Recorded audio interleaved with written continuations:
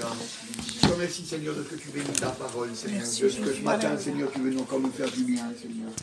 On demande encore, Seigneur, de disposer nos cœurs, Seigneur. Alléluia. Pour que nous acceptions encore, Seigneur, ta volonté, Seigneur. Pour que nous soyons heureux, Seigneur, de marcher avec toi, Seigneur. Merci, Seigneur. Parle à travers ma bouche, Seigneur.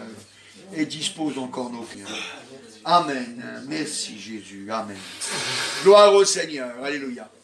Voilà, gloire à Dieu, alléluia. Alors ce matin, vous savez que Dieu, il a un but pour nous. Alléluia. Et vous savez quel est le but du Seigneur pour nous? Alors, je vous pose la question, c'est quoi le but du Seigneur pour nous? Que nous soyons sauvés. Oui, donc ça veut dire qu'il veut qu'on rentre dans le ciel, alléluia. C'est le pays promis. Vous savez, c'est comme les Israélites. Eh bien, quand ils sont sortis d'Égypte, eh bien, quand ils sont sortis d'Égypte, eh bien, ils sont allés vers le pays promis. Ils étaient en route pour le pays promis. Eh bien, nous, c'est pareil. Dieu, eh bien, il nous a promis qu'il nous emmènerait dans son ciel de gloire. Alléluia. Alors, qu'est-ce qu'il a fait? Eh bien, Jésus, puisqu'il nous a promis de nous emmener dans son ciel de gloire, alors, eh bien, il nous a donné des choses, alléluia. Alors le Père, pour nous faire réussir à rentrer dans le ciel, parce qu'on ne peut pas nous-mêmes rentrer dans le ciel, alors pour nous faire rentrer dans le ciel, eh bien, il nous a donné Jésus. Il nous a donné Jésus. Et nous n'avons pas d'autre choix. Nous n'avons que Jésus pour rentrer dans le ciel. La Bible, elle nous dit, dans l'évangile de Jean, au chapitre 15 et au verset 5, il dit, Jean chapitre 15 et au verset 5, il dit, je suis le cep, vous êtes les sarments, celui qui demeure en moi et en qui je demeure porte beaucoup de fruits, car sans moi, vous ne pouvez rien faire. Ça veut dire sans Jésus, on ne peut rien faire. Donc pour rentrer dans le ciel, on ne peut pas si on n'a pas Jésus, alléluia, parce qu'on ne peut rien faire sans lui. Et encore, le Seigneur Jésus, il a dit, dans l'évangile de Jean au chapitre 14, et au verset 6, il a dit, je suis le chemin, la vérité et la vie. Nul ne vient au Père que par moi, alléluia. Nul ne vient au Père que par moi. Donc pour rentrer dans le pays promis, pour aller dans la présence de Dieu, on ne peut y aller que par Jésus. Et vous savez, parce que nous on dit ça, eh ben on est traité de sectaire, on est sectaire aux yeux des autres. Parce qu'on dit que ni Marie, ni Joseph, ni les anges, ni Mohamed, ni Bouddha, ni je ne sais qui encore, personne d'autre que Jésus peut nous faire rentrer dans le ciel, alléluia. Personne d'autre que Jésus peut nous faire trouver le Père, alléluia. Et c'est pour ça que ils disent, on est sectaire, mais peu importe, ils disent ce qu'ils veulent. C'est la parole de Dieu. Et c'est la parole de Dieu que nous devons croire, alléluia, gloire au Seigneur.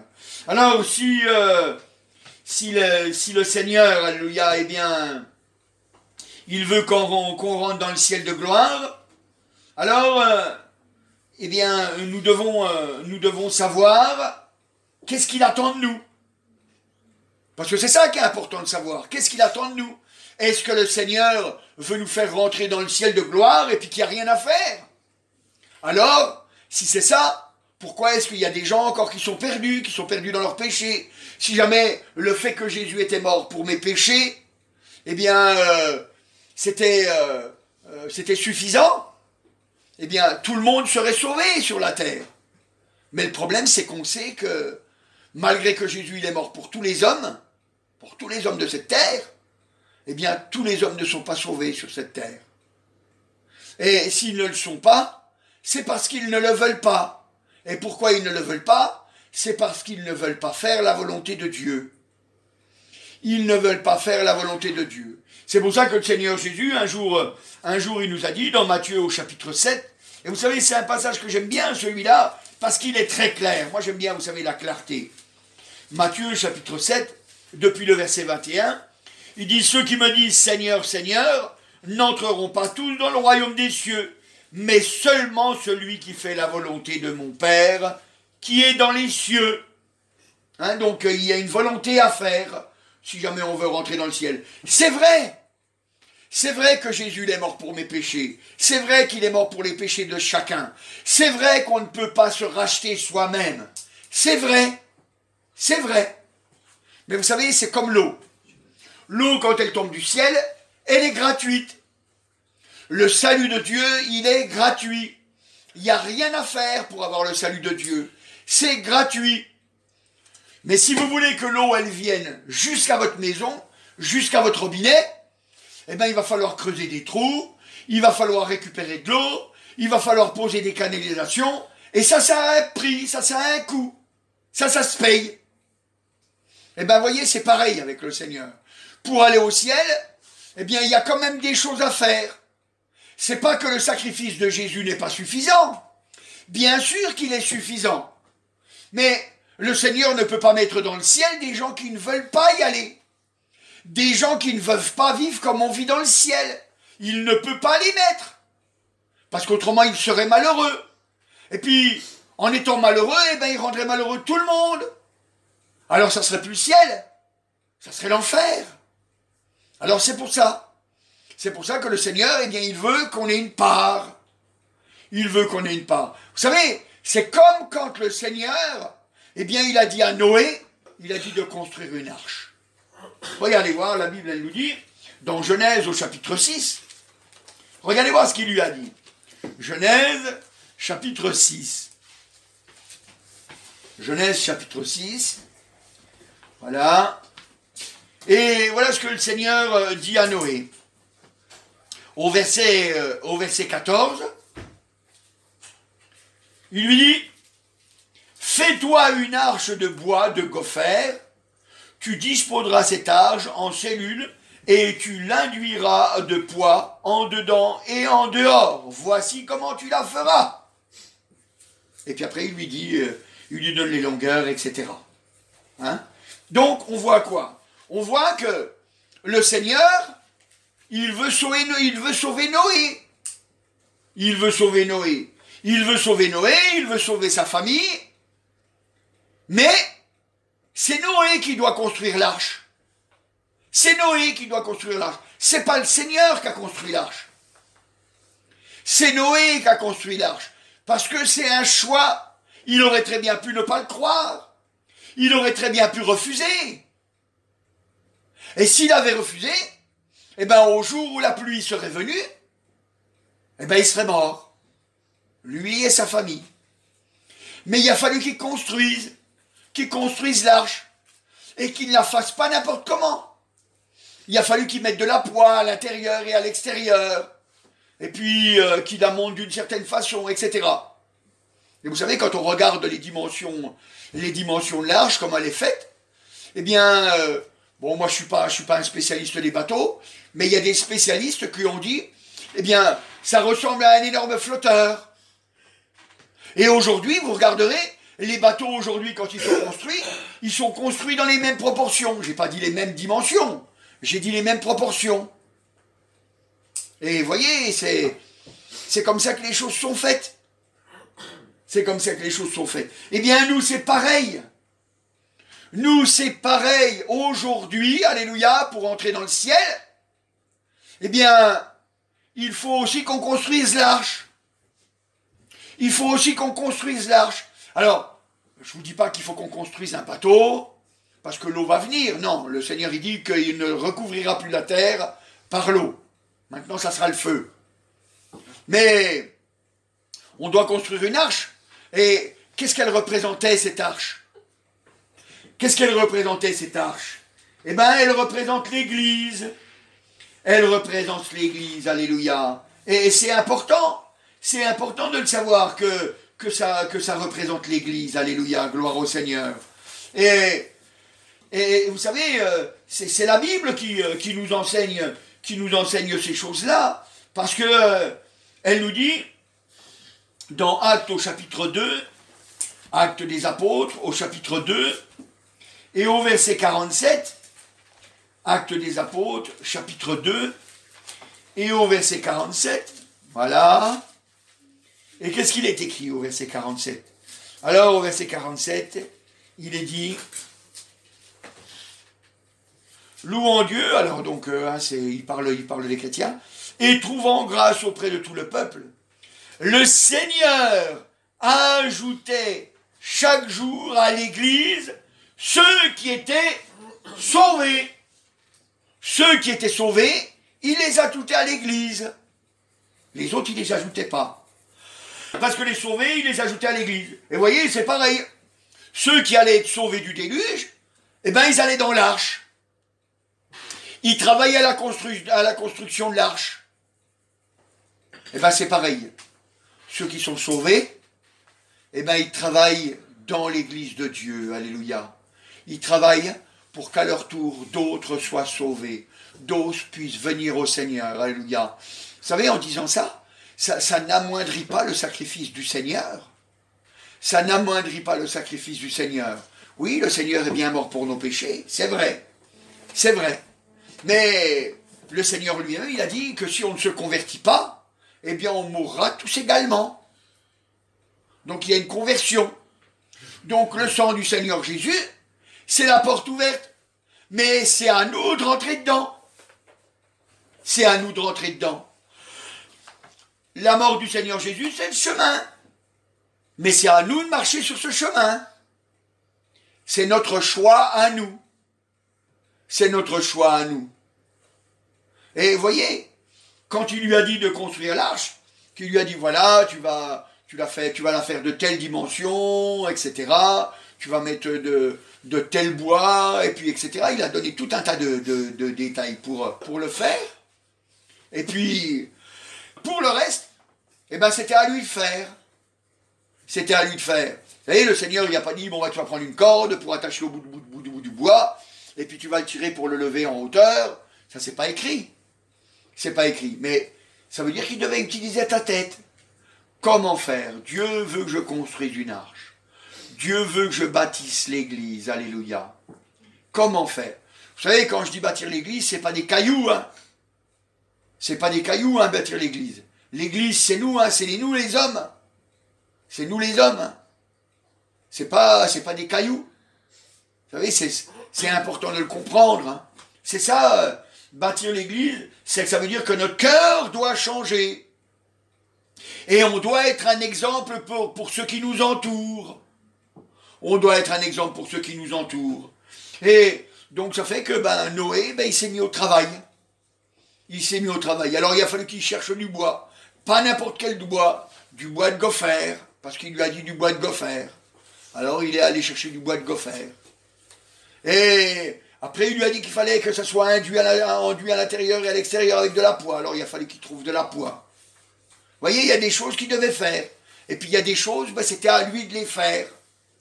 C'était à lui de les faire. Il a fallu qu'il la pose, il a fallu qu'il cherche, il a fallu qu'il fasse ces choses-là. Mais ce que je veux dire par là, c'est que le salut nous est donné comme l'eau qui tombe du ciel. C'est gratuit. Mais si on veut pouvoir l'utiliser, eh ben, il y a des choses à faire. Il y a des choses à faire. Si vous voulez être sauvé, il faut que vous ayez votre part qui soit accomplie. Il faut que votre part, elle soit faite. Autrement, vous ne pourrez pas être sauvé. Voyez, c'est bien que le Seigneur nous a promis le ciel, mais il a promis le ciel à ceux qui persévéreraient jusqu'à la fin. Donc ça veut dire qu'il y a une persévérance à avoir. Et s'il y a une persévérance, ça veut dire qu'on peut lâcher. Donc vous voyez bien que le sacrifice du Seigneur Jésus, eh bien il n'est pas suffisant pour notre salut. Il est suffisant pour sauver notre âme, mais il n'est pas suffisant pour qu'on rentre dans le ciel. Parce que pour rentrer dans le ciel, il y a notre part. Voyez? C'est ça qu'il faut comprendre. Parce que des fois, vous savez, les gens, ils ont du mal à comprendre. Ils se disent, le Seigneur, il a tout payé à la croix, il a tout fait, maintenant, c'est bon, il n'y a plus qu'à attendre. Et puis ils vont être déçus. Parce que c'est pas vrai. Il n'y a pas plus qu'à attendre.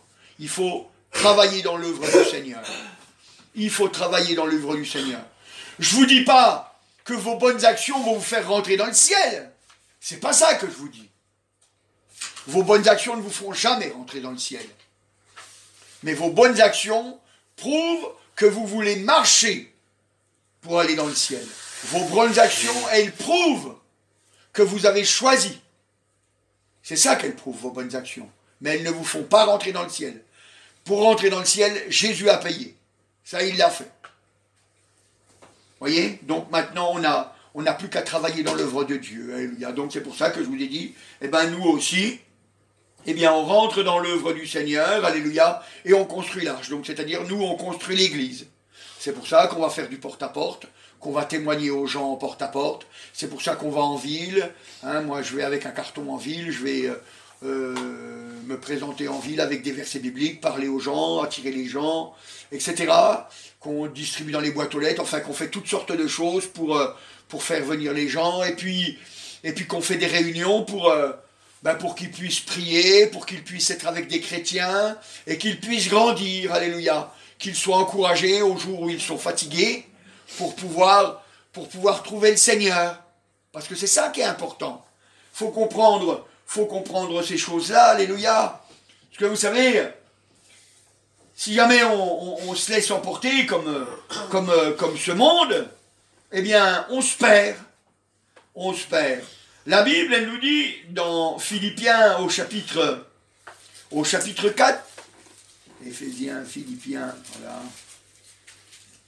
Philippiens au chapitre 4, et au verset 8, Philippiens chapitre 4, verset 8, il dit, au reste, frères, au reste, frères, que tout ce qui est vrai, tout ce qui est honorable, tout ce qui est juste, tout ce qui est pur, tout ce qui est aimable, tout ce qui mérite l'approbation, ce qui est vertueux et digne de louange, soit l'objet de vos pensées. Soit l'objet de vos pensées. Hein, ça veut dire que c'est à ça qu'on doit rechercher à penser ces choses-là. Ça veut dire qu'il y a un rejet du péché qui doit se faire. Il y a un rejet du péché qui doit se faire. Et vous voyez, quand on construit l'église, eh bien, on apprend ces choses-là. On apprend à rejeter ce qui n'est pas semblable à ce que Dieu veut qu'on fasse. Vous voyez, si jamais, par exemple, on a des mauvaises pensées sur notre frère, eh bien, on doit rejeter ces mauvaises pensées et on doit prier pour notre frère. Si jamais on a des mauvais désirs sur notre patron, par exemple, ou je ne sais qui, eh bien, on doit rejeter toutes ces mauvaises pensées. On doit prier. On doit prier pour ces gens-là, alléluia. Et parce qu'à l'intérieur, eh bien, on a des pensées comme ça, c'est-à-dire des pensées qui rejettent le mal, mais qui veulent accepter toutes les choses de Dieu, eh bien, ça va se voir à l'extérieur. Ça va se voir à l'extérieur. Parce que vous savez, quand vous priez pour quelqu'un, parce que vous avez envie qu'il soit sauvé, eh bien, à ce moment-là, vous ne le regardez plus pareil, vous savez. Vous avez pitié de lui quand il agit mal. Vous avez pitié de lui parce que vous voulez qu'il soit sauvé. Alors vous redoublez d'efforts pour prier pour lui. Et c'est important, vous savez. C'est très important. Oui, le Seigneur a ajouté à l'Église ceux qui étaient sauvés. Donc, si on veut qu'il y ait des sauvés, si on veut que le Seigneur ajoute à l'Église, alléluia, eh bien, il faut que nous soyons vaillants. Il faut que nous soyons aussi veillants pour persévérer et tenir fermement, alléluia. On doit construire. Fais-toi une arche, il a dit. Alors, bon, il devait faire une arche, et puis il devait la disposer en cellules, hein, etc. Donc, ça veut dire qu'il y avait une façon de faire. Une façon de faire. Et nous, notre façon de faire, c'est la Bible. C'est la Bible. Vous avez entendu tout à l'heure les témoignages qui disaient, c'est un appui, c'est quelque chose de fort, quoi. C'est quelque chose qui nous donne la victoire, en fait, la parole de Dieu. Parce que la parole de Dieu, elle nous fait regarder comme Dieu veut qu'on regarde. Qu'on construise comme Dieu veut qu'on construise. Vous savez, Dieu ne nous reproche pas de ne pas savoir. Dieu nous reproche quand on ne fait pas l'effort de chercher. Vous savez, comme on dit souvent, la Bible, elle est posée dans la bibliothèque. Et puis c'est le livre qui a plein de poussière, quoi, dans la bibliothèque, parce qu'il n'est pas ouvert. Et ça, c'est pas bon, quoi. Mais si jamais vous ouvrez votre Bible chaque jour, et chaque jour vous lisez votre Bible, vous allez voir que votre cœur va grandir, et vous allez comprendre quelle est la volonté du Seigneur. Vous allez comprendre quelle est la volonté du Seigneur. Et c'est important. c'est important, alléluia. Vous savez, quand il a construit son arche, ben il a compris que Dieu ne rigolait pas quand il lui disait que fallait faire une arche parce que le monde allait être détruit. Et c'est pareil, il ne rigole pas, le Seigneur, quand il dit que ceux qui ne seront pas sauvés, ils vont aller dans la souffrance éternelle. Et si tu ne luttes pas pour ton père, ta mère, ton frère, ta soeur, ton oncle, ta tante, ton cousin ou je ne sais qui encore, ton voisin, même ton ennemi, eh bien il va aller en enfer. Il va aller en enfer. Il faut prendre au sérieux cette chose-là. Il faut vraiment avoir ce désir de construire ce bateau, c'est-à-dire cette église, pour que vraiment il soit sauvé, pour que vraiment il voit que Jésus agit encore, alléluia, et c'est pour ça, vous savez, que le Seigneur Jésus, eh bien, il nous a donné sa parole pour que on ait tous ces versets qui nous encouragent à marcher fidèlement, Voyez, par exemple, dans l'évangile de Jean au chapitre 14 et au verset 13, évangile de Jean au chapitre 14 et au verset 13, voilà, on y va, évangile de Jean, chapitre 14 et au verset 13, au verset 13, il est marqué tout ce que vous demanderez en mon nom, je le ferai, afin que le Père soit glorifié dans le Fils. Si vous demandez quelque chose en mon nom, je le ferai. Alléluia. Voilà, verset 14, hein, il dit, si vous demandez quelque chose en mon nom, je le ferai. Donc, vous voyez, c'est des promesses qu'il nous dit, hein, c'est des promesses qu'il nous fait, pour que nous prenions courage. Ça veut dire qu'il va exaucer nos prières. Il va exaucer nos prières. Et c'est une force. C'est une force. Parce qu'on demande des choses, il nous exauce, et parce qu'il nous a exaucés, eh ben on peut le témoigner. On peut dire, ben oui, ben moi j'ai fait des expériences avec Jésus, j'ai demandé telle chose, et puis le Seigneur m'a exaucé. Et vous savez, ceux qui entendent ça, ben ça les étonne, parce qu'ils ne sont pas habitués. Ils ne sont pas habitués d'avoir un Dieu proche, un Dieu qui répond aux prières. Il prie, mais sans espoir. Il demande sans conviction. Nous, on a des convictions. On a des convictions. Seigneur, il nous dit, quand 2 ou 3 sont assemblés en mon nom, je suis au milieu d'eux. On a la conviction que Jésus est là, au milieu de nous. Même si nos yeux ne le voient pas. Il est là. Il nous regarde. Et il nous aide, il nous parle. Et si on se laisse faire, si on veut bien écouter, eh bien on va l'entendre nous parler. Mais c'est un choix. C'est un choix. Alors on construit, et le Seigneur nous donne donc ses promesses pour que nous soyons forts, pour que nous ayons des forces et que nous puissions encourager les autres à faire pareil. On leur dit, moi j'ai fait des expériences, toi aussi tu peux les faire. Vous savez, c'est pour ça que je vous dis tout le temps, hein. Je vous dis, Dieu nous a donné une tête. C'est pour quoi faire? Ben, c'est pour réfléchir. C'est pour réfléchir. Si Dieu ne nous avait pas donné une tête pour réfléchir, alors elle servira à quoi? Mais il nous a donné une tête, c'est pour qu'on réfléchisse, pour qu'on ne fasse pas n'importe quoi.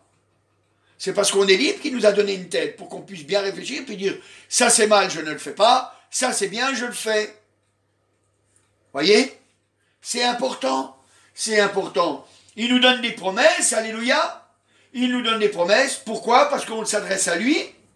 Parce qu'on est dans l'église.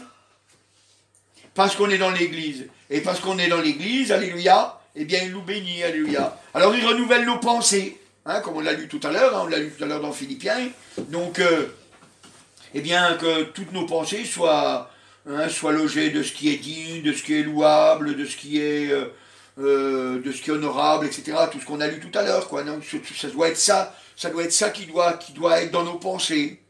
On doit rechercher le bien. On doit rechercher le bien. Alléluia. Vous savez, c'est pour ça que la Bible elle nous dit aussi, regardez voir, pour nous encourager, toujours le Seigneur pour nous encourager, dans Hébreux au chapitre 13. Hébreux, chapitre 13. Regardez voir. Voilà, Hébreux, chapitre 13. Et au verset 5, Hébreux 13, 5, voilà, il dit « Ne vous livrez pas à l'amour de l'argent, contentez-vous de ce que vous avez, car Dieu lui-même a dit « Je ne te délaisserai point, je ne t'abandonnerai point. » C'est donc avec assurance que nous pouvons dire « Le Seigneur est mon aide, je ne craindrai rien. Que peut me faire un homme ?» Alléluia, gloire au Seigneur. Donc, voyez, donc il dit « Ne vous livrez pas à l'amour de l'argent. » Donc ça veut dire qu'il n'y a pas de problème. Il n'y a pas de problème. Même pour nos besoins d'argent, il réglera le souci, il réglera le problème. Il sait qu'on en a besoin. Il sait qu'on en a besoin. Vous savez, un jour, il y avait l'apôtre Pierre. Il avait besoin d'argent pour payer l'impôt. Et il était avec Jésus, ils étaient ensemble. Et puis, il devait rentrer dans une ville et payer l'impôt, quoi. Payer l'impôt. Et puis, ils lui ont dit, ben, est-ce que vous ne payez pas l'impôt, toi et ton maître? Et puis, ils ont dit, si, on paye. Et puis, alors, Jésus lui a dit, ben, tu vas aller pêcher un poisson. Et puis, le premier poisson qu'il y aura, toc, tu lui ouvriras la gueule. Et puis, dedans, pof, il y aura un stataire. La somme pour payer l'impôt pour toi et pour moi.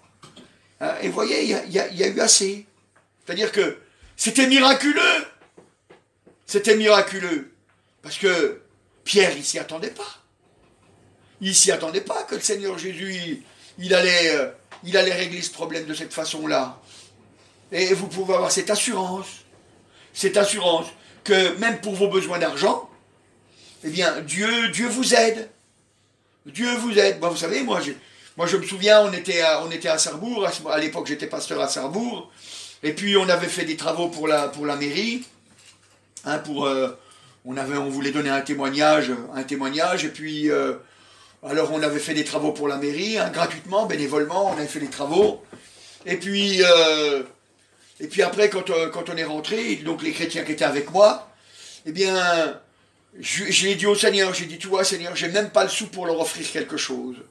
Hein, ils étaient venus de bon cœur donner un coup de main, et puis le peu d'argent que j'avais, eh bien c'est ma femme qui l'avait pris pour mettre l'essence dans la voiture, pour pouvoir monter à la mission. Il y avait une mission à Metz, et puis moi j'étais resté pour faire les travaux à Sarrebourg, et j'avais même pas d'argent, quoi, même pas pour payer quoi que ce soit aux chrétiens qui étaient là, et je l'ai dit au Seigneur. Et puis le Seigneur, il a entendu. Et puis il y a quelqu'un qui est venu, je ne sais pas qui, j'ai jamais su qui, en tout cas, pour moi c'est le Seigneur, qui est rentré dans la cour d'où j'habitais. Et alors il fallait ouvrir la porte, rentrer dans la cour, et puis ils sont venus, ils ont posé un paquet de gâteaux. Oh, vous savez, pas des galletas, pas des petits biscuits, hein, des gâteaux de pâtisserie, vous savez, il y avait des millefeuilles, il y avait des choux à la crème, des religieuses et des trucs comme ça, hein, dedans. Et puis ils avaient posé ça sur ma fenêtre, quoi, sur ma fenêtre. Et j'étais étonné, on a pris ça, parce que c'était obligé que c'était pour nous, parce qu'il fallait rentrer obligatoirement dans notre cour pour pouvoir mettre les gâteaux là. Donc on savait que c'était pour nous, alors on l'a pris, on a ouvert, on a remercié le Seigneur, et puis chacun avait 2 gâteaux de ce qu'il aimait. Chacun en avait 2 de ce qu'il aimait. Vous voyez, hein, c'est quand même extraordinaire, alléluia. Le Seigneur savait que j'étais gourmand, alors il nous en a mis 2 chacun. Hein. Alléluia, gloire au Seigneur. Et vous voyez, c'est des miracles. C'est des miracles. Il sait qu'il y avait un besoin. Il sait qu'il y a un besoin. Alors il ne nous laisse pas. Il ne nous laisse pas. Et ça nous donne des forces pour construire l'œuvre du Seigneur. Ça nous donne des forces parce que notre Seigneur nous répond. Parce que notre Seigneur nous répond. Alléluia, gloire au Seigneur.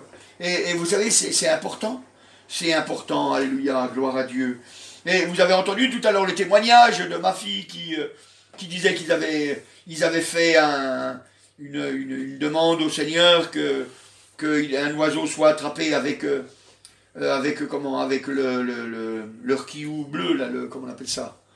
Les puisettes, voilà, les puisettes bleues. Et je peux vous dire que c'est vrai, parce que c'est moi qui l'ai attrapé avec l'épuisette bleue. Et c'est après qu'ils me l'ont dit, ils m'ont dit, voilà, on avait demandé au Seigneur, et puis ça s'est fait comme ça. Et c'est des expériences qui ont été faites.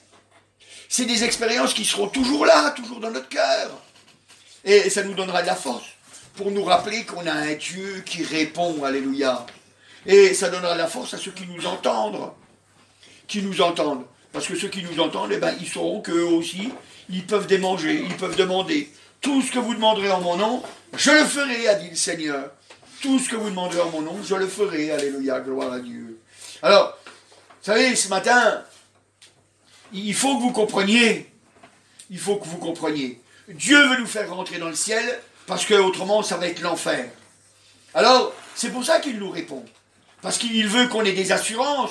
Il veut que, pour construire l'église, pour donc ce bateau, comme Noé a fait, pour qu'on construise l'église, eh bien, qu'on soit fort, et puis qu'on le prenne au sérieux. Qu'on le prenne au sérieux. Ce matin, il faut que toi aussi tu le prennes au sérieux. Il faut le prendre au sérieux, alléluia. Parce qu'il y a une colère qui vient, la Bible elle nous dit. C'est une colère qui vient. Parce que vous savez, Dieu est amour, mais à un moment donné, il y aura la colère quand même qui viendra. Dans 1 Thessaloniciens, voilà, 1 Thessaloniciens au chapitre 1, et au verset 10, 1 Thessaloniciens, chapitre 1 et verset 10, il dit, voilà, alors on va dire verset 9, car on raconte à notre sujet de quel accès nous avons auprès de vous et comment vous êtes convertis à Dieu en abandonnant les idoles pour servir le Dieu vivant et vrai et pour attendre des cieux son Fils qu'il a ressuscité des morts, Jésus, qui nous délivre de la colère à venir. Jésus qui nous délivre de la colère à venir, alléluia, parce qu'il y a une colère, hein? Donc on attend son Fils pour qu'il nous délivre, hein, qu'il nous délivre de la colère à venir. Donc nous on est délivrés par la foi, parce qu'on n'est encore pas dans le ciel, hein, on est délivrés par la foi, donc ça veut dire qu'il faut persévérer. Il nous délivre, on est délivrés à chaque instant, hein? Il nous délivre, qui nous délivre de la colère à venir, c'est du présent. Hein, il nous délivre. C'est pas il nous délivrera, c'est il nous délivre. À chaque instant, on est délivré. À chaque fois que, tout le temps qu'on marche, on est délivré. On est délivré de la colère. Alléluia. Et encore, dans Romains au chapitre 5, Romains chapitre 5, versets 9 et 10. Romains chapitre 5, versets 9 et 10. Romains chapitre 5, versets 9 et 10. Il est dit, à plus forte raison donc, maintenant que nous sommes justifiés par son sang, serons-nous sauvés par lui de la colère? Car si lorsque nous étions ennemis, nous avons été réconciliés avec Dieu par la mort de son Fils, à plus forte raison, étant réconciliés, serons-nous sauvés par sa vie. Alléluia, gloire au Seigneur. À plus forte raison, alléluia, à plus forte raison maintenant que nous avons été sauvés, alléluia, nous étions, nous étions quand même pécheurs, et il est mort pour nous quand nous étions encore pécheurs, hein, il a accepté de souffrir pour nous quand nous étions encore pécheurs, et parce qu'il a fait ça, et puis que maintenant on a accepté, et bien à plus forte raison, alléluia. À plus forte raison, étant réconciliés, puisqu'on est réconciliés, eh bien, il nous sauve, hein, il nous sauve.